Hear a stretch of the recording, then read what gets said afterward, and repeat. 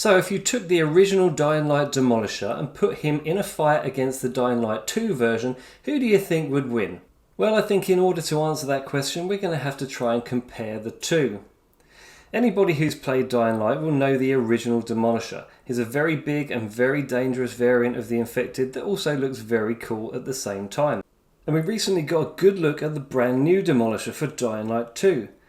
I have to say, this one looks pretty scary.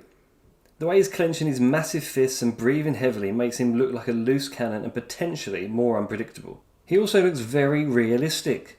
With the image brightened, you can see that this new version has straggly hair on his head, making him look more human than the original, but now has a separated jawbone, which surely must mean he's going to have a weaker chin. Also, he doesn't have any armour, unlike the original guy who was always dressed in that riot cop gear, so he's definitely looking more vulnerable, especially as that head wound is totally exposing his brain. This detail was also true of the original, but of course he had the helmet covering his weak spot and it was only revealed after having it smashed off.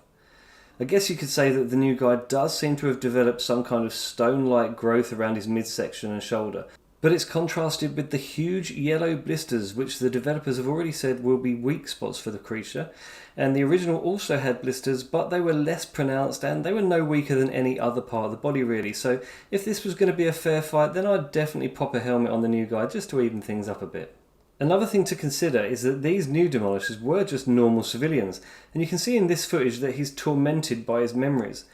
The developers have said that they have flashbacks of who they were before the virus, and I think that this would potentially make them more emotional and aggressive.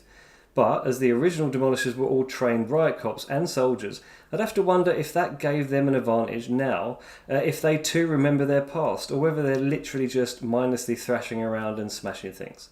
Probably the latter, to be honest. A big factor in Dying Light 2 is that the Infected are heavily weakened by the sunlight. Of course, the volatiles of the original game suffered from this, but UV will be playing a much bigger role in the sequel. But despite this new Demolisher clearly being born in the dark zone, we've also seen footage of him outside during the day, so maybe he is less affected than the other variants are. In that clip, we also see that he can rip sections of the tarmac up and throw it at you, just as the original did before. But he does seem to perform the action with much more aggression. Of course, this is more likely to be down to better character animation in the sequel, but the original does make it look much less of an effort though. Speaking of the animation and physics of the original game, it was never possible before to get two Demolishers to damage each other with the torn out ground. It would always just phase straight through them despite the ability of a goalpost to knock them senseless for a moment, so I hope that they fix this in Dying Light 2. Okay then, so who would win in a fight between these two guys? Personally, I think that despite seeming fairly evenly matched, the DL2 Demolisher would outsmart the OG Demolisher, as I think he'd be more intelligent and a more evolved version, and brains would beat brawn on this occasion.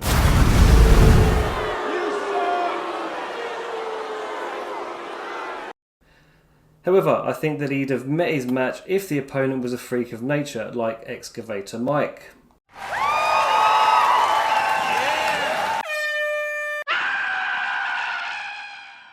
A big hope for me is that Techland continues to bring us fun events for Dying Light 2 as they did the original, and that they then make colourful versions of all of the monsters for all of the seasonal events.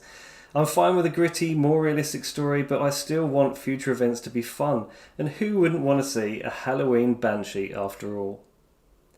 So I hope you enjoyed this little comparison video, and if you did, please leave a like and subscribe to my channel, and I'll see you on the next one. Cheers!